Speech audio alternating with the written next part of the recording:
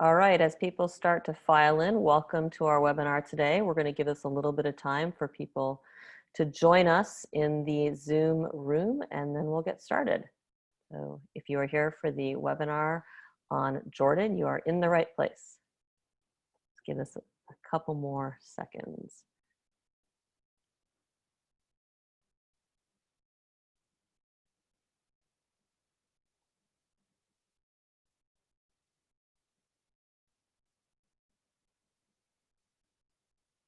And when the clock strikes 11:01, I think I will. Okay, we still have people coming in. I'm going to go ahead and get started with introductions. So people may miss a little of that, but they'll manage. So good morning, everyone, and welcome. I am Laura Friedman, president of the Foundation for Middle East Peace. On behalf of the foundation, I am pleased to welcome you to our webinar today entitled Talking About Israel-Palestine, You Need to Know More About Jordan. So to shed light on this topic, we have with us today two leading experts on Jordan. First, we have Merissa Khurma. Merissa is the program manager of the Middle East program at the Wilson Center, as well as a non-resident fellow in the International Security Program at New America.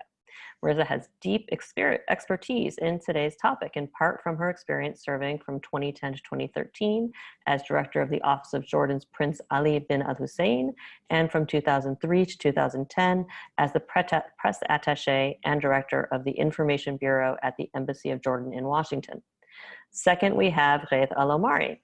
Ghaith is a senior fellow in the Washington Institute's Irwin Levy Family Program on the US-Israel Strategic Relationship. And most of us know Ghaith from our work on Israel-Palestine, and previously served as the executive director of the American Task Force on Palestine and as a negotiating team advisor during permanent status talks 1999 to 2001. In addition to all of that work, prior to being involved in the Middle East peace process, he taught international law in Jordan and has written extensively on that topic or topics related to that. So the format for our webinar today will be familiar to people who have attended our webinars in the past. So it will be a discussion between myself and the panelists. In addition to my own questions, we are eager to take audience questions, which you can submit via the Q&A function at the bottom of your Zoom window. So feel free to submit those at any time throughout the panel. I'll be keeping an eye on the Q&A box and will do my best to factor in as many of your questions as possible. I will note that the webinar is being recorded and will be posted online immediately after it ends. And finally, if you have any technical problems, you can use the chat function for that. I would remind people, do not put your questions into the chat function because I will not be monitoring that, so I won't see them. So with that, we will get started. I want to start out with just sort of a scene setting round of questions, and I'm going to start first with Ghaith. So Ghaith, writ large, how would you describe how Jordan defines its national security priorities in general? A big question to start. And you are muted. Ghaith, you are muted. You're muted. Thank you. It is a big question, but first of all, thank you really for the foundation for setting this up, and it's really an honor to be with two great colleagues and friends. Look, one of the difficulties in answering this question is there is no written national security strategy in Jordan. That's not unique to Jordan. There's no country in the region that I'm aware of, not Israel, none of them have a written one. And the nature of the threat and the nature of the region is shifting so quickly that it's hard to look at it. Now, but if you look at it analytically, first of all, there is the usual stuff. Protecting sovereignty, protecting the constitutional order, protecting against external intervention. And these are dealt with in the traditional national security ways. Jordan has quite an impressive military and security establishment and quite effective and capable of dealing with these threats. But if you zoom out a little bit, and if you look at kind of the wider concept and strategy, it's really based on two things. One is Jordan sees itself as a status quo country. This is what Jordan is. This is how it defines it domestically and externally. Domestically, what this basically means is Jordan is a country where change is slow. This can be frustrating if you look at things like reform and governance. And we've seen this change very, very slowly. And we've seen some attempts to do that are often, there's a pullback when there's a challenge. We saw this in the early years of King Abdullah's reign, et cetera, et cetera. But it also means that this country is very slow to crack down and to confront. And we've seen a system of managing domestic politics that's a mix of cooptation, repression sometimes, but also openness. And the kind of, the proportions of these ingredients change with time, but it rarely ever gets to a complete elimination kind of politics. We're actually seeing some of this happen as we speak today. If you move to foreign policy, Jordan's national security concept is based on its geography and its resources. Jordan is a very small country surrounded by very predatory neighbors. Almost every neighbor, certainly its Arab neighbors, have at one point or another tried to intervene militarily or politically, domestically. And while Jordan's military is capable, in the long term, it cannot sustain itself without alliances. So Jordan depends on alliances. In the Arab context, Jordan is part of the conservative status quo constellation. But it is not, it's a part of this constellation, but it always tries to maintain a degree of independence. And we've seen this when we've had in the past attempts by parts of this axis, like Saudi Arabia, to get Jordan involved in intra-Arab disputes. We saw this in terms of Yemen and in other terms. But at the end of the day, Jordan always reverts to that axis in the Arab context. But beyond the Arab context, Jordan relies on external alliances. One of these alliances is Israel. And Jordan-Israel relation is a very complex one. There are real differences, and they are even existential differences when it comes to the Palestinian issue. There were wars around it, and there are major diplomatic crises. Yet Israel also is the country that has probably meddled least in domestic Palestinian Jordanian affairs. And so you have this balance between the two. But at the very core of this reliance on alliances is the reliance on the global hegemon in the region. Until 57, it was the UK, and since 1957, it's been the US. And it's something that worked for Jordan. It worked for Jordan in terms of its larger national security, hard national security, but it also worked in Jordan in terms of helping it through certain crises. Two other quick points, if I may. One is the two-state solution. The two-state solution for Jordan is a national security issue of the first order. I mean, I think I often see analysts talking about it in terms of, this is something that Jordan does as, I don't know, a fluffy, feel-good principled thing, or Jordan does because it's concerned about the demonstrations. No, Jordan looks at this as a core component of defining its own future, and I'm sure we're going to talk about this later on in the conversation. And the last point I would make is, obviously, all of these priorities are not always compatible. Sometimes they clash. And I think the biggest challenge that always faces Jordan is how to reconcile or prioritize these kind of priorities when you see them clashing or in tension. Terrific. And that's a great lead into what I wanted to ask Merissa to talk about, which is, Merissa, how does, looking just domestically for right now, how does Jordan manage its national security priorities, whether they are specific priorities they are trying to promote, the authorities promoting, or where these different priorities clash with each other? Let's focus domestically for a bit. Yeah, thank you so much, Lara, and thank you for hosting this very important discussion. It's always a pleasure to see you and talk to you, and to talk to my good friend Ghaith. I think Ghaith painted a very good picture about how Jordan defines its national security priorities. And I think one way I would connect it to the domestic scene is by looking at it in terms of two themes, which actually was the framing of one of the very few Jordan experts in the US, Curtis Ryan, in his latest book on the Arab uprisings, which is change and continuity. And I would sort of add to it that the way that it's dealt with both domestic and external challenges is more of adaptive continuity. Ghaith is absolutely correct. Change is very slow. It's very frustrating for those who have been advocates of reform and change over the years. But the Jordanian government and the leadership has also seen that sometimes this pushback is essential in order to keep the peace, because maintaining this very delicate balance, both politically and less so economically, because those challenges are have been mounting for some time, was essential for the survival of the country.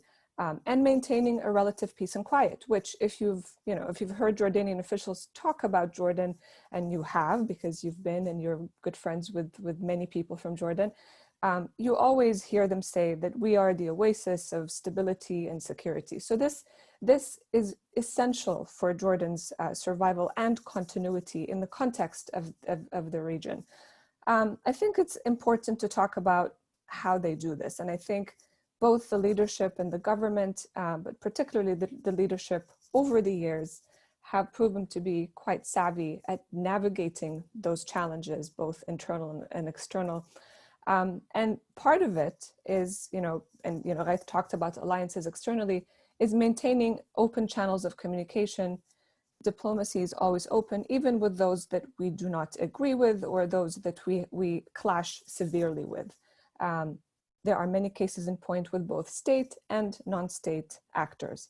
Rarely are people blocked from communication with Jordan. And I think that is one of the fortes of this approach, which has proven very successful internally, because it helps the leadership and the government frame the issues in terms of national security, and sort of sell a narrative that really absolutely works, because at the end of the day, it's about the security, it's about the safety, and it's about the well-being. Those are the themes that constantly emerge. And this is what has worked, I think, really well. So part of maintaining the peace at home is also making sure that this narrative of we are doing everything that we can to keep you safe and secure has absolutely worked in the Jordanian context.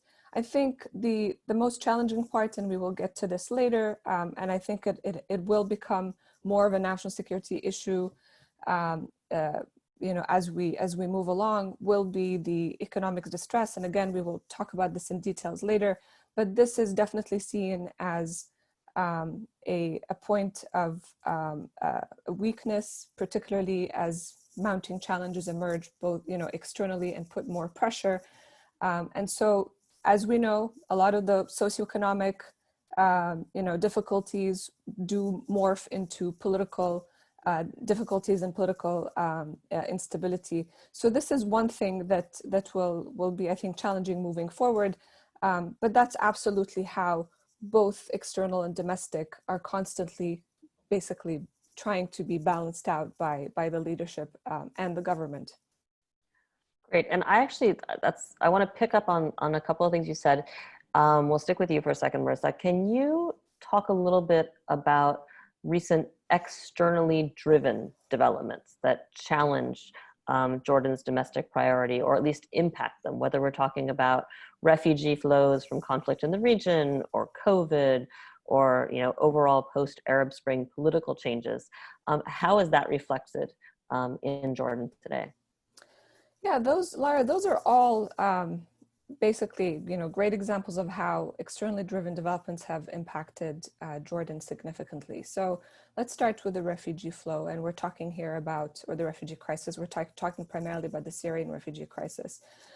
So Syrians started fleeing their hometowns, primarily the southern parts of Syria, around 2011, 2012. And this is around the time that Jordan actually opened its first refugee camp. So today there are over 1 million Syrians that live in Jordan. Many people believe that the government inflates the numbers because of registered refugees with the UNHCR, which are around like 650,000.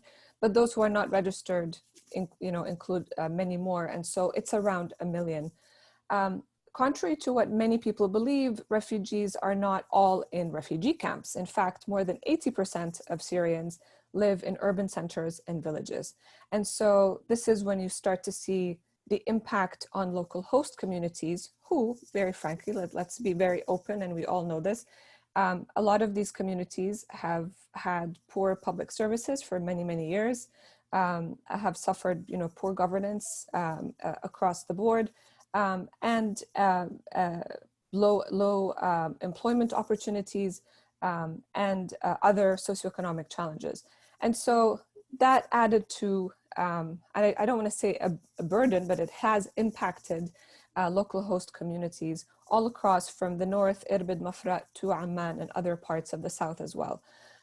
For a country who in 2011 was barely recovering from the impact of the 2009 financial crisis, Jordan has done a lot. And this is recognized globally. I've worked on a number of Syrian refugee projects in Jordan, and I've seen this firsthand. Syrians had access to public health and education services, and this has strained an already strained system that needed a lot of work, a lot of reform, a lot of restructuring. So for example, when it comes to schools, more than 45% or 50% of refugee populations were children, school children, like, school-aged children. And so they had to be accommodated into the public education system.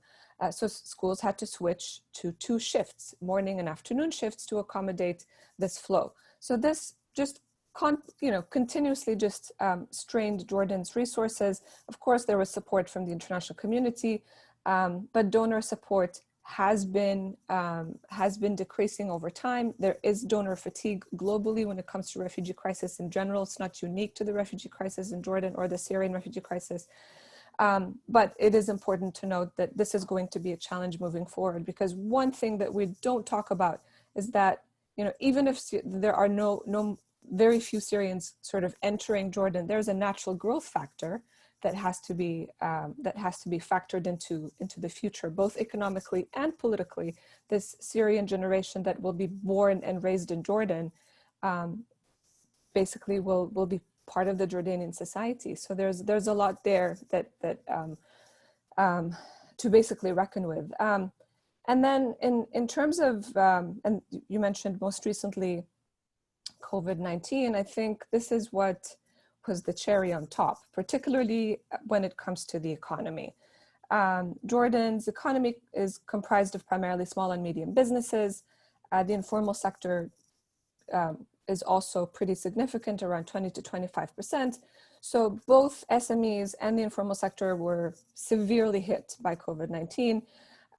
Youth unemployment has increased, poverty has increased, and we'll probably see more of that. And we're talking about a country that already suffered very high unemployment, particularly amongst educated youth or graduates. Of course, it's important to note that Jordan also did a very good job considering its resources in mitigating the COVID-19 risk in its response. So knowing very well that its public health system is weak and could not basically afford an extensive spread, they took very strict measures early on, closed borders, the airport is still closed, for example, and had curfews at certain times to ensure that people are staying home. Businesses have returned back to normal, but we're going to see a lot more pain before we see any more, progress. And frankly, it's, with Jordanians returning from the Gulf, Jordanian expat workers, there are about 800,000 working abroad, primarily in the GCC. And with oil shocks that have affected the GCC countries and having to deal with their unemployment challenges, many Jordanians are returning, and probably a lot more will be returning. And those are a very important source of resources, right, of income for Jordan, because remittances were as high as 18% of GDP in like 2014, 2015. It's gone down to about 10% now. It will likely go down even further after COVID-19. So all of these external developments, and with COVID-19 as obviously global, have certainly impacted Jordan and will continue to do so. I know we'll talk about this a little bit more later, and I'm curious to hear also what Ghaith thinks. But him and I always have talked about this. Jordan also relies on aid from the GCC, and this aid has been dwindling over the years. This will probably be dried up even more now, given the impact of the pandemic and the oil shocks that we've seen. So There's a lot that Jordan has grappled with and will continue to do so, but those are some, particularly the refugee crisis, and I think now with the pandemic, those are two very severe external shocks that have impacted the economy and the well-being, and we will see a lot more unrest or protest, at least, because people are, this is the one thing that keeps people up at night. Every single poll, including the very latest one by the International Republican Institute that was, I think, published earlier this year, shows that the economy is the #1 concern for people, and there is very little trust in the government. So those challenges will continue. Fantastic, thank you. Ghaith, can you pick up on some of the things that Merissa just laid out in terms of the challenges these pose to Jordan internally? And I want to actually pick up a question that's in the queue, asking specifically about the refugee presence, but I think it even goes more broadly, how these external shocks affect safety and security as a paradigm that is of key concern to citizens of Jordan, to all residents, and to the government. And as we go into what appears to be, some structural changes, these external shocks are now really their structural shifts in how the country works. How do you see this playing out, and what do you see the government doing? Thanks. I mean, let me start with where you with your last point. I mean, these are structural changes, and certainly when you talk about the Gulf, this is a structural change. I mean, this is not only COVID related or oil prices related. The region is changing. The center of gravity in the region is moving from the Levant and Egypt, where it traditionally was, and moving more to the Gulf. Gulf is more inward looking and, frankly, more concerned with their immediate threats, be it Iran and whatnot. So that's on the one hand. On the other hand, the new leaderships in the Gulf are also re-examining their own aid approach. I mean, they're not comfortable with basically the old paradigm of somehow they owe the rest of the Arab world something, and the Arab world owes them nothing. And I think this is part of the kind of tension that we're seeing in Jordan. We saw this in 2018 when Jordan had a major economic crisis that led to the departure of the prime minister, where the Gulf was very slow to react. This is, by the way, one area where the US was very helpful. The Gulf reaction was actually prompted by the US. But even then, the kind of aid that was offered was not the typical aid that Jordan expected, budgetary support, but rather investments, deposits, things of the sort. I don't think that the government, or the government is not the right term, really, the authorities, because it's not really the government, it's many constellations, the palace, it's a security establishment. I'll call them the government for now. I don't think they have a way to deal with it. I don't think they have yet fully processed this, particularly we're in the process of reeling from kind of one shock after the other. One thing to point out, though, is that despite the initial cooling from the Gulf, I think recently we're starting to see more awareness of Jordanian importance in the Gulf. And it's interesting to look mainly at the UAE, where the messaging coming from the UAE about Jordan, particularly in the context of annexation, suddenly is very aware of the importance of the stability in Jordan to Gulf stability. So I think this is not a story that is completely written yet.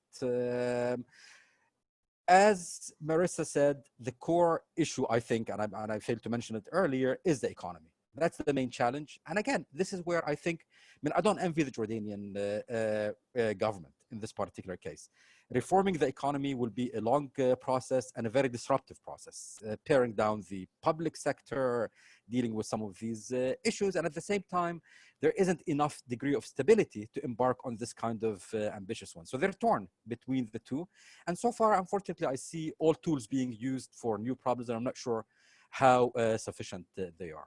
When it comes to the issue of refugees and security, again, I think this falls in the kind of traditional sense. This falls in the classical domain of the intelligence services, the various security services, and they've done a remarkably good job. I mean, so far, we've actually seen, don't quote me on this, but I can't recall any terror attack being conducted by refugees. There's always concern of sleeper cells, things of this sort, but I think these tend to be dealt with more on the border and not allowed to to go into Jordan. But I think what the Jordanian government is trying to do right now is to maybe, knowing they cannot address some of these issues, they're trying to focus on some other issues.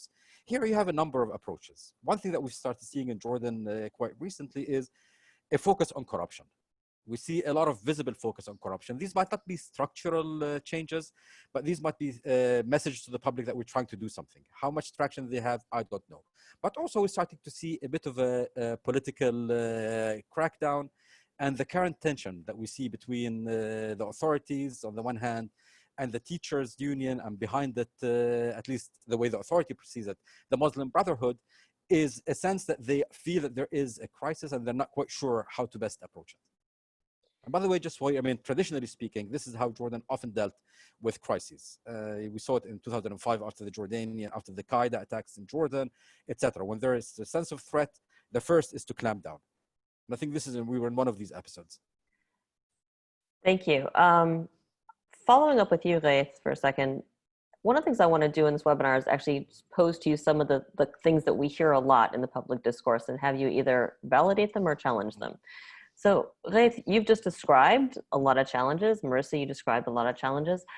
We all hear often that Jordan is described as a fragile state facing all these challenges. Can you take on that characterization? True, not true, and why? Sure. Look, I mean, we always hear it. And this is a narrative that is very, very old and very deeply rooted. I mean, anyone who's read about Jordan will come across a misquote by Churchill, but still everyone quotes it, that I created Jordan on a Sunday afternoon. In 1957, when the US was approached to take over from the UK as a regional actor, John Foster Dulles, who was Secretary of State at that point, said, Jordan has no justification as a state. Ironically, he wanted to invest in more stable countries like Iraq. But let's put that aside. And this is a narrative that has always had people who amplify it. Very strange bedfellows, by the way, in this sense. I mean, ranging from Pan-Arabists, Nasser, Ba'ath, the whole spectrum. And while these ideologies might have been discredited, there are vestiges of this thinking that continue to be here. But it's also coming from the Israeli hard right. Those who believe that Jordan is Palestine try to present Jordan as a very fragile state that will collapse, and then suddenly Jordan will become Palestine. So there's a lot of kind of, quarters that try to amplify this message. Yet, frankly, if you look at history, Jordan has proven to be much more resilient than many of the other real states. And it's a mix. It's a mix of the way it manages alliances. It's a mix of the way how it deals with its domestic situation. I mean, one thing that we did not talk about, and it's a bit of an intangible, but Jordan has always tried to maintain, to keep a stake for all of the stakeholders in the stability of the system. And a lot of these tools that that traditionally have existed continue to exist today. The challenges are very, very real, particularly the economic challenge. But I don't see them as being qualitatively different from some of the challenges that Jordan has faced in the past and managed to survive. And part of this relates to the question of legitimacy. And here Jordan has a very interesting, almost paradox. I mean, if you look, and Merissa mentioned it, there is very low public trust in certain public institutions. The government, mistrust in the government is only surpassed by lack of trust in parliament and in political parties. Yet tremendous trust in the monarchy, almost a matter of consensus, and in the security sector. So there is a reserve of political credit that Jordan can expend in these kinds of crises. I would just end maybe with a caveat. The caveat is all of this should not lead to complacency, because the problems that Jordan is facing are very real. And I think whether Jordan itself or its allies to kind of sit on their laurels and assume that things are going to be good, they're always good, is not enough. And I think there are problems to be faced, problems to be supported, some through direct support, some through some tough love. But I think at a core level, it's dangerous to look at Jordan as a fragile state, but rather look at it as a state with challenges that need to be addressed not only for Jordanian interests, but for the interests of its allies. Fantastic. Merissa, turning to you with the provocative question. So one of the lenses that is, Ghaith sort of touched on this with the Jordan is Palestine. One of the lenses through which people often try to understand Jordanian politics is the East Bankers versus West Bankers, right? This is Palestinians in Jordan versus actual Jordanians who are different. Another lens is Islamists, Muslim Brotherhood or others, versus the non-Islamists. Can you talk about the extent to which these lenses are relevant and the extent to which you see that they are perhaps not, they're incomplete? Yeah, thanks, Lara. You're absolutely right. This has, particularly with the East Banker or West Banker lens, that has always been the prism through which Jordan has been analyzed and seen by decision makers, policymakers, both in the region as well as here in the US and in the West. And I guess for those who pay closer attention to the Muslim Brotherhood in the region, that's always, the same kind of categorization. So these factions do exist 100%, right? So Jordanian-Palestinian relations are a feature of Jordanian politics, given Jordan's history, its geostrategic location, the composition of its population. It hosts the largest number of Palestinian refugees, after all, but they're not the only defining feature. And to continue to see Jordan primarily through that lens, I think ignores other dynamics at play, which we are seeing more and more of today. And I'll get to sort of the Islamist part as well. And I think Ghaith will probably talk a little bit more about the Muslim Brotherhood internally. But the Arab uprisings, I think, was a turning point in unveiling some of these dynamics a little bit more openly, because we've seen a lot more openness, particularly in the first year and a half, more groups coming out, voicing their opposition, or their frustrations and angers and qualms, youth-led movements at the grassroots level in various parts of the country, from north to south, east and west. And those were not divided or defined or self-defined even through, the Palestinian, Jordanian or East Banker, West Banker lens. And I think the more we see concerns and common pains bringing people together. Corruption is another thing that was always very high on people's lists in terms of their frustrations. I think the less likely we will see Jordanian society with this, through this binary of East Banker, West Banker. And frankly, those who are, and I'm sure Ghaith can confirm this, those who are most concerned about the Palestinian-Israeli issue and who see the Palestinian-Israeli issue as a national security issue for Jordan are actually East Banker Jordanians, particularly with the rising voices of the right in Israel and the narrative of Jordan as an alternative homeland. So I think the vast majority of Jordanians will agree on the trajectory of Jordan and where Jordan should be with regards to the Palestinian-Israeli issue, right? So I think that this sort of categorization, I think at this point is no longer the only way to look at Jordan.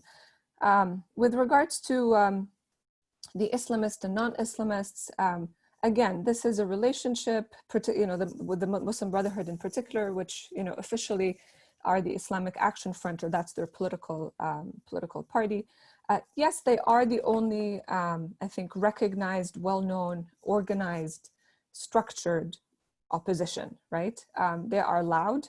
They have their platform and leadership. But that relationship has ebbed and flowed with the regime. I'm sure Ghaith will tend to that a little bit later.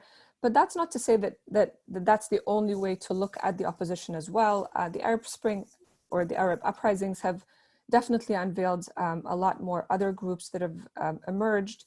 Those are, however, not political parties. They're not as structured, but there are movements, and they are trying to also voice their concerns through different means. Ghaith mentioned the government in 2018 that fell, the government of Hani al-Mulki. This actually was an important milestone in seeing the reemergence of professional associations back into the political the political scene in a more organized way, because some of the early boycotts that started the protests that led to the fall of the government at the time were very much driven by the professional associations.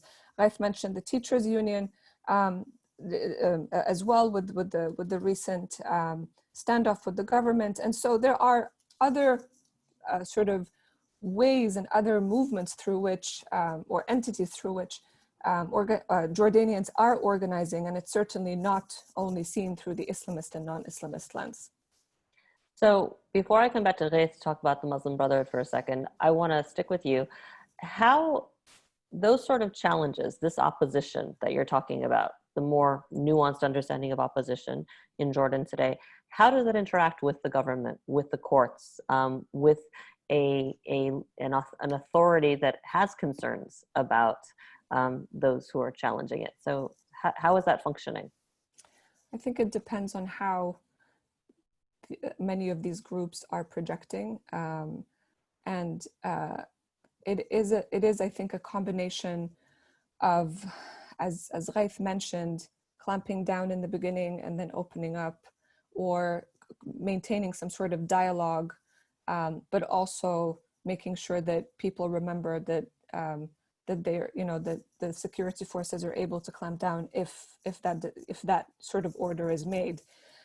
So it sort of goes back and forth, but there's always been a channel, and there's always been dialogue, whether it's with the government or with officials in the court, and that's very important, because you don't want to disenfranchise all of these groups or some of these groups, and risk basically more political unrest. So I think that's sort of one way that many of these groups have been dealt with.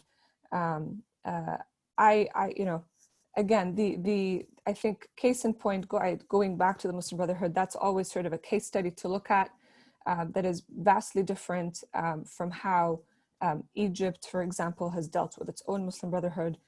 In Jordan, the Muslim Brotherhood is registered. It has its political party or political arm.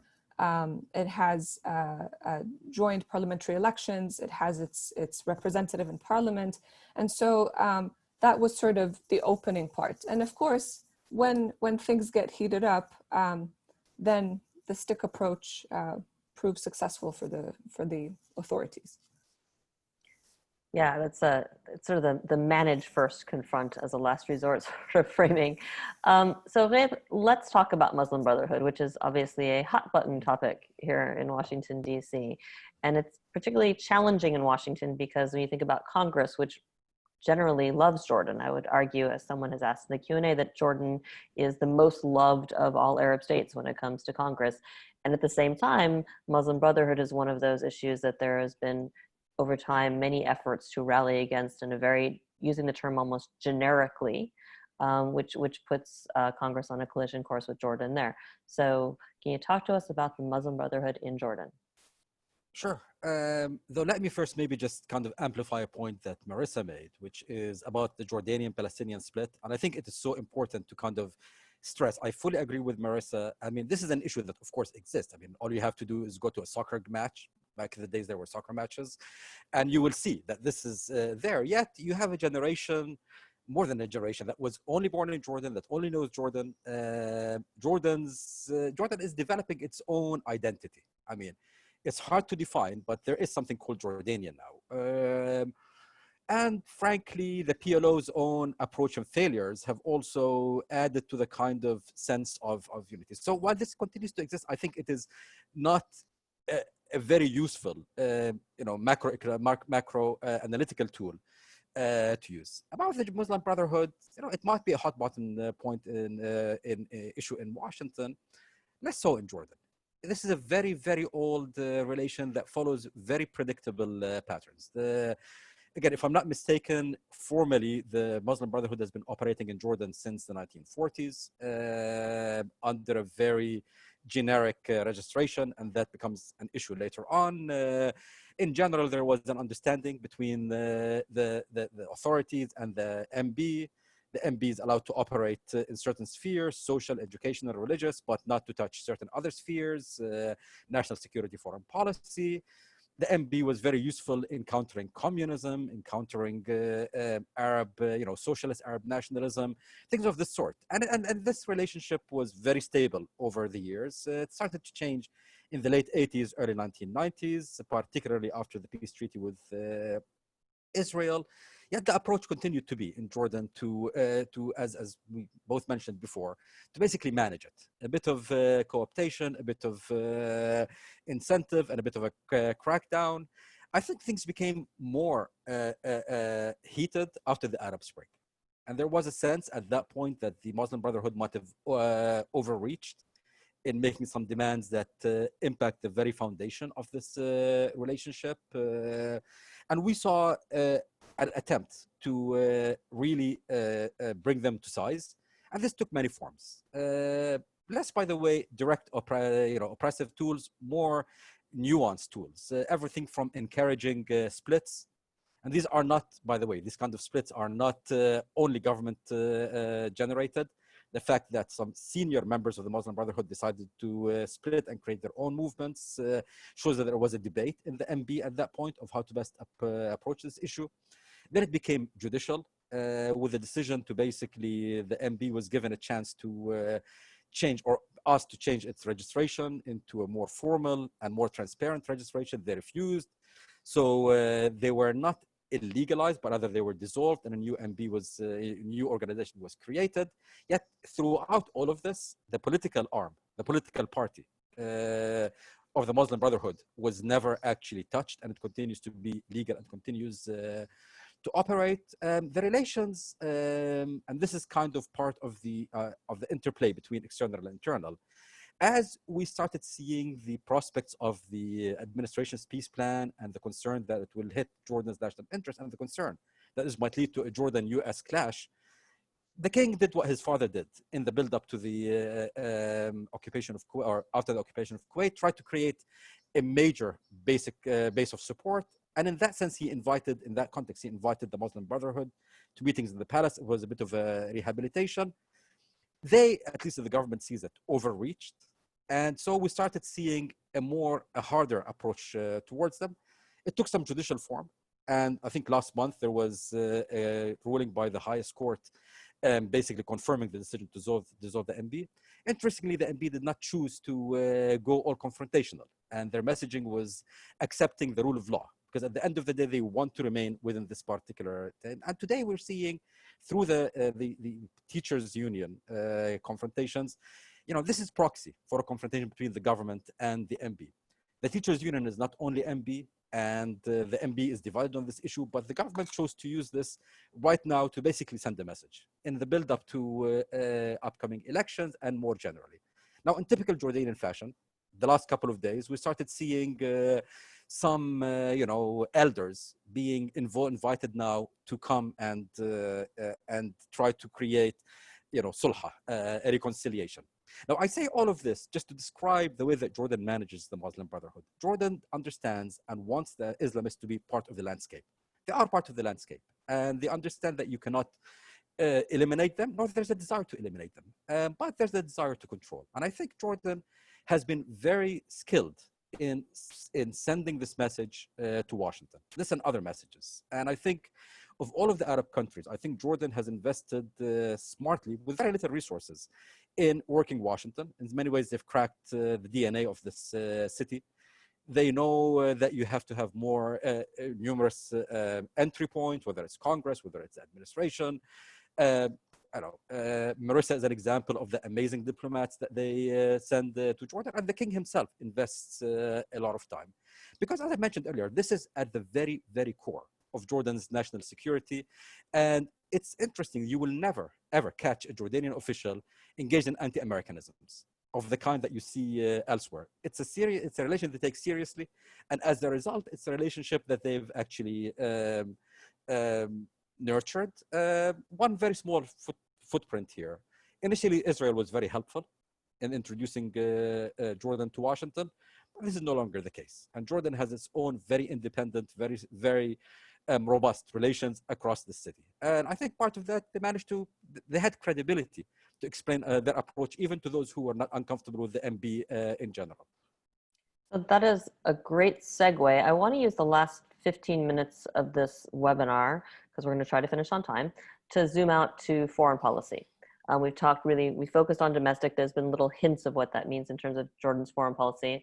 Merissa, can you talk about how Jordan projects what we have defined as its national security priorities, how it projects them in the region and beyond?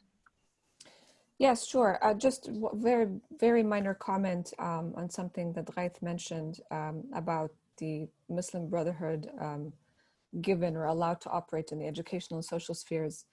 I think that was a grave mistake, because we've seen the most damage done actually in those two areas, and they don't probably have as much credibility as they used to. And if you poll this issue now, you'll see much lower support for the Muslim Brotherhood. But I think the values and the mindsets and mentality that they've sort of spread through these two sectors have done a lot of damage. But that's a topic for another discussion on that. So going back to your question, Lara, with regards to foreign policy and how these issues are projected. I mean, Ghaith already mentioned the core issue being the Palestinian-Israeli issue for Jordan, right? And that, as he mentioned as well, is an existential issue for Jordan.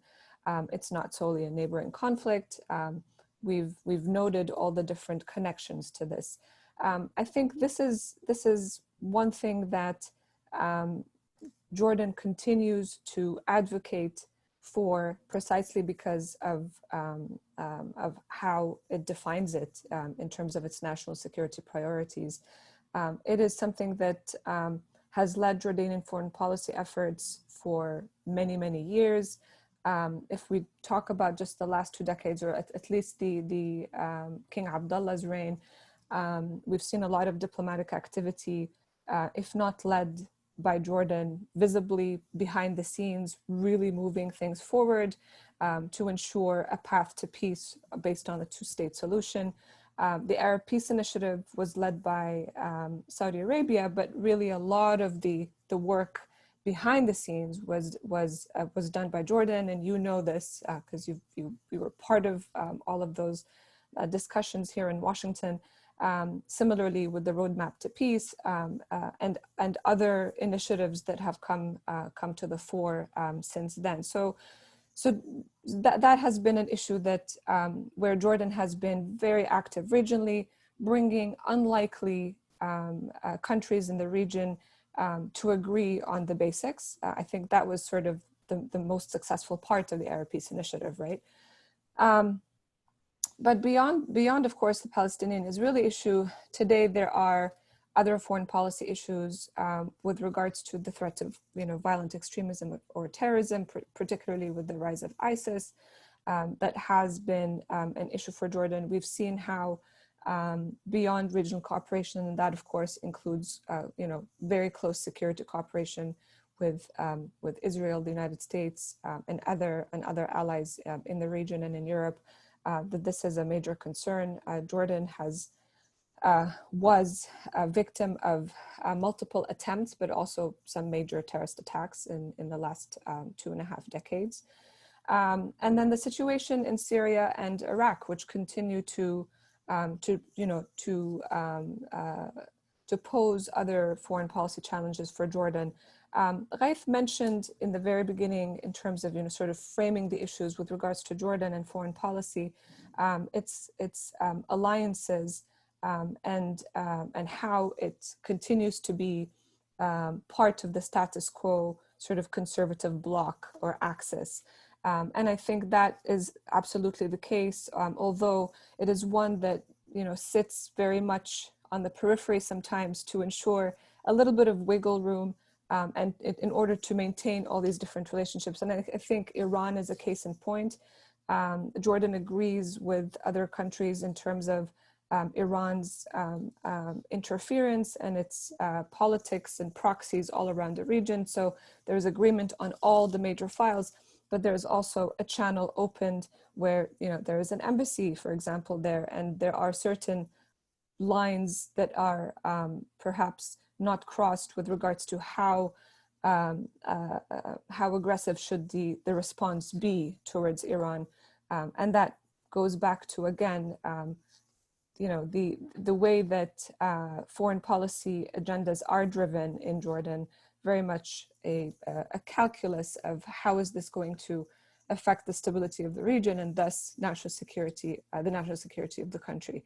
So that's how sort of part of this is projected. And of course, the main item here, which I've already talked about very briefly, is the partnership and alliance with the United States, which is key to Jordan, both for the region and bilaterally.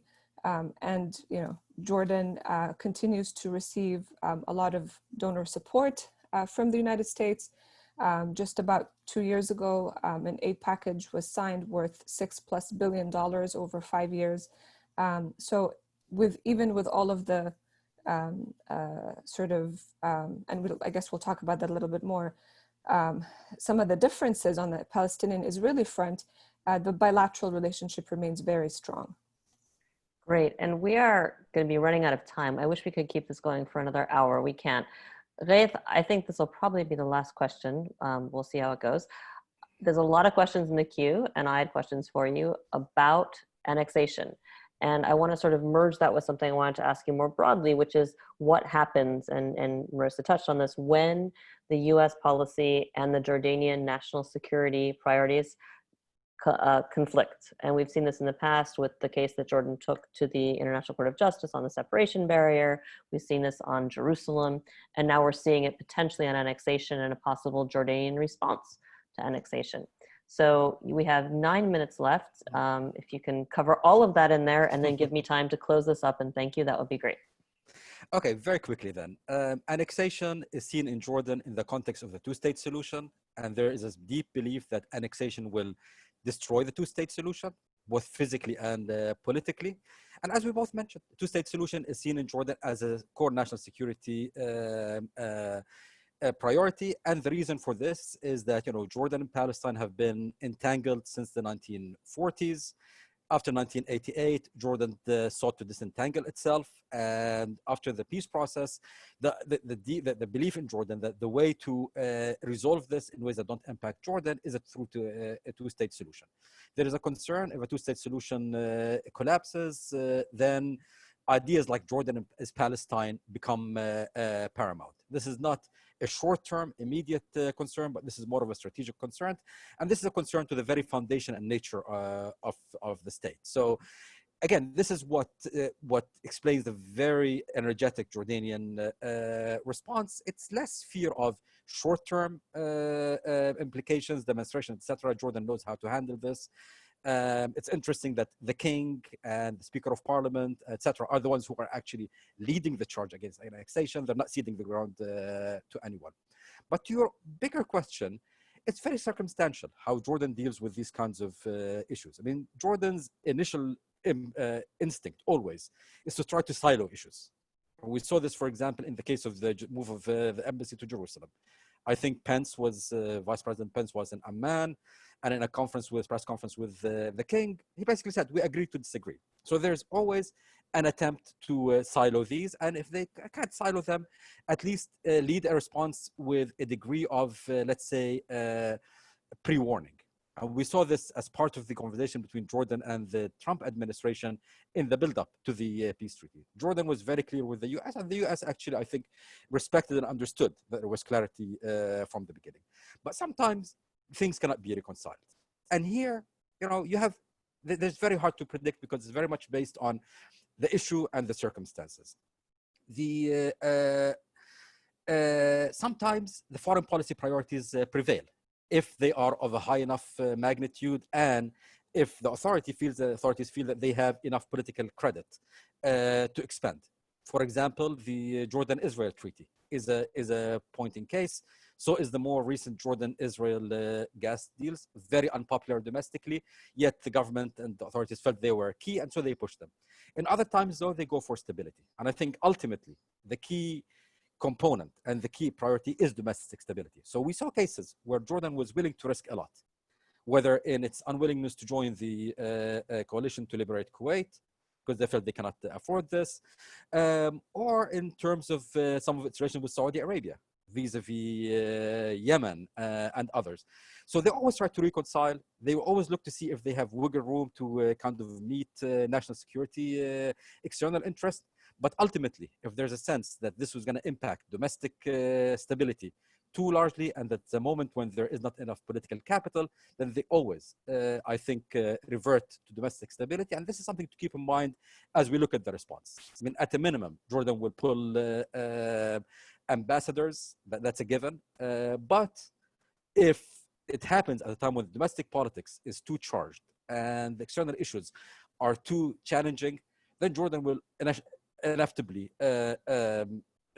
gravitate towards domestic stability while trying to preserve at least some of the key strategic relations with Israel, mainly security related, but possibly water and others. So, wow, that you covered that in 5 minutes. That's amazing.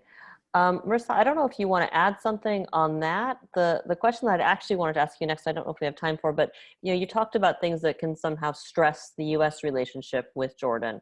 And they tend to be related to Israel-Palestine, again, like Jerusalem or the barrier. We have a case right now that has come up numerous times from folks in Congress of a Palestinian Jordanian who committed an act of terror and then was released by Israel, and there's pressure for that person to be extradited to the US. Can you talk about how those things stress the relationship, and can you do it in 3 minutes or less? Sure. Yeah. So you're referring to the case of Ahlam al-Tamimi, who's on the FBI list of wanted terrorists. So this issue has sort of emerged earlier this year and became public, in different media circles. But it is a very good example of how one of those contentious issues that is dealt with bilaterally and behind closed doors, somehow finds its way to the public domain through, in this case, it was a hearing on the Hill, and then later in the media. But, many opinion leaders and media analysts in Jordan see this as an example of how, a pressure point or a pressure card to use on Jordan, given its position on annexation. This has been dealt with, in various fora that I've attended here in Washington with some Jordanian officials. The questions kept on emerging. The answer was very clear, and then it sort of disappeared because there's always a back channel where a lot of these issues are dealt with. I mean, in my capacity as a press attaché with the government, I've had to deal with similar incidents that sort of emerged, here and there, that were stories and narratives or particular points of contention that usually are dealt with behind closed doors and flagged when there's something happening that sort of adds a little bit of pressure on Jordan in the relationship. So it does strain it, but as Ghaith mentioned, the relationship with the United States is solid. It's not unique to the executive branch. Jordan has many friends across the board, including in the think tank community and beyond. And so I think this makes a huge difference in the way that Jordan and the US address many of these contentious issues that do emerge. Terrific. Thank you so much. That's a great place to leave this. I hope we can maybe do another one of these webinars focusing a little more deeply on the Israel-Palestine piece. But the point of this particular webinar was to take a step back and actually focus on Jordan and center the issues. And I think we accomplished that. That was terrific. So on behalf of the Foundation for Middle East Peace, I want to thank Merissa and Ghaith for taking part in this webinar. Thank you so much. The video will be online as soon as this ends. If you want to learn more about the issues that our guests have been discussing, check out them on Twitter. They're both on Twitter. And check out their organizations, wilsoncenter.org and washingtoninstitute.org. Also, for people who submitted questions in the queue, thank you. And we'll be giving copies, we'll be sending copies of all the questions to the panelists so that they will know what you all are curious about. Thanks to everybody who joined us. Thanks for submitting questions, and keep an eye on our website, www.fmep.org, for announcements of future webinars. And with that, we will let you all go. So thank you so much. Thank you, Lara. Thank you. Thank you, Ghaith.